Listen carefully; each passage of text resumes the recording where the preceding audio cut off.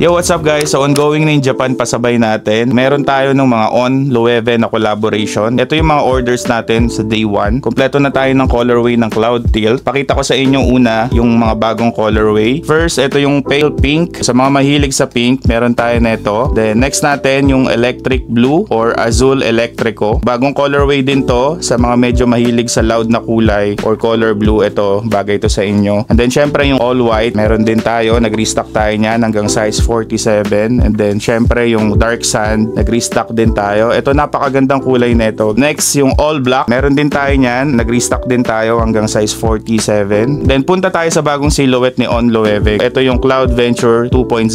So mga bagong colorway to. Meron tayong Arena Sand. Yung Arena Sand guys, gamsole siya. Then beige. Next yung Grease Metallico or yung all black. Meron din tayo niyan. Then yung Yellow Tan. Ito simple lang pero napakaganda para sa mga mahilig sa color yellow. Then last, yung pale pink na Cloud Venture. Ito medyo mailap to, parang selected stores lang meron yan. Lahat ng to guys, magiging available to sa boat branch natin. Then nag-a-accept kami ng pasabay hanggang May 21. Meron pa tayong mga binili, napakadami pa yung mga Atmos Void, tsaka yung mga Luxury. Pero sa next vlog na yon, so kita-kits sa next vlog guys. Peace and love!